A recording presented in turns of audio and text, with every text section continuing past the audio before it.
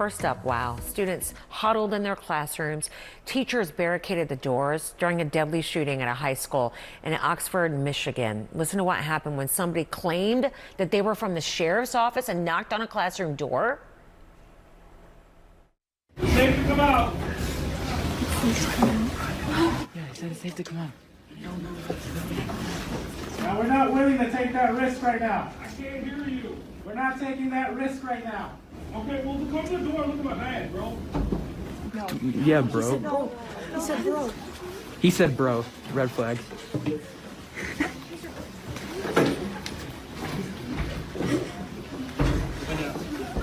Go.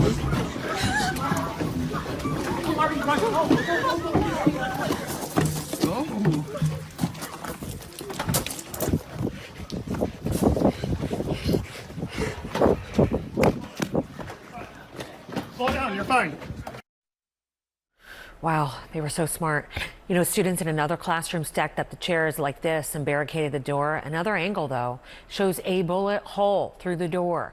One student says that they followed a plan they learned during the shooter drills. He knew that one of the windows didn't have like a screen on it, just so that airflow could get in during the hotter days. And he, from like knowing that the shooter was close, we knew that it was a better idea.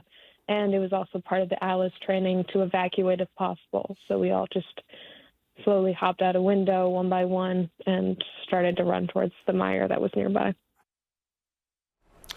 3 students, though, were killed. 8 people were injured. That includes a teacher, and some are still in critical condition. A 16-year-old boy died in a deputy's car on the way to the hospital. One of our deputies, because of the severity of wounds, loaded up one of the children in his car, and sadly that child died in the car.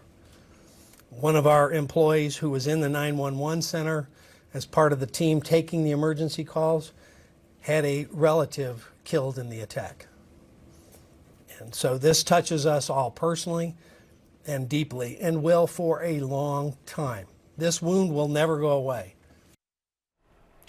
A 15-year-old sophomore is now in custody and on a suicide watch, according to authorities. Crime and Justice correspondent Shimon Prokopez has more about the moment that student was arrested.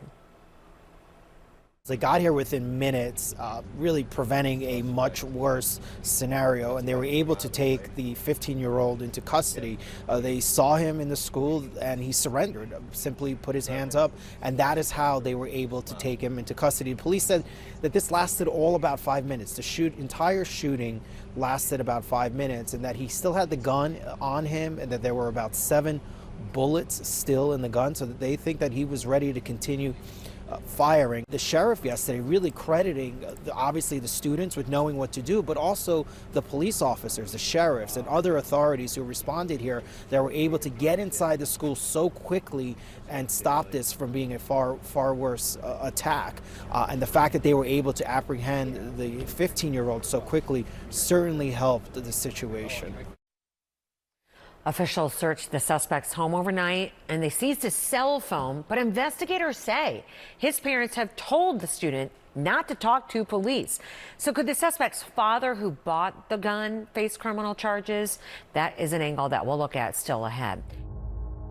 We all knew that something was terribly wrong. She was the most incredible mom. She was going to come to New York City for some doctor's appointments. She never made it to those doctor's appointments. It was highly out of order for her not to be in contact with her kids. Sometimes you can't predict what's going to set somebody off.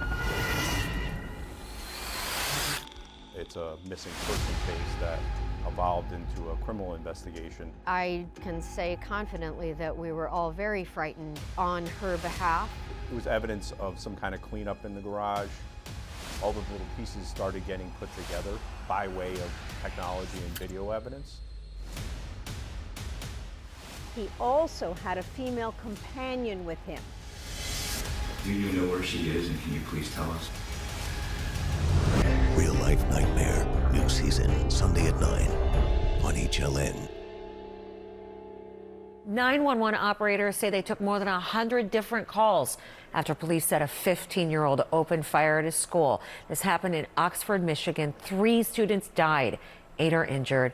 Officers say that the suspect walked toward them with his hands up. Inside the classrooms, though, you can see a bullet hole and a chair barricading the door. It's a picture Aiden Page said he took as they listened for the shooter outside the room. We heard 2 gunshots, and then after that, my teacher ran to the room, locked it, we barricaded, and then we covered the windows and hid. Authorities say that the suspect's father bought the weapon just days before the attack and that it was a 9mm semi-automatic handgun. Legal analyst Joey Jackson is joining us. Joey, good morning. It's terrible when you have to talk about these stories here when it's a school shooting.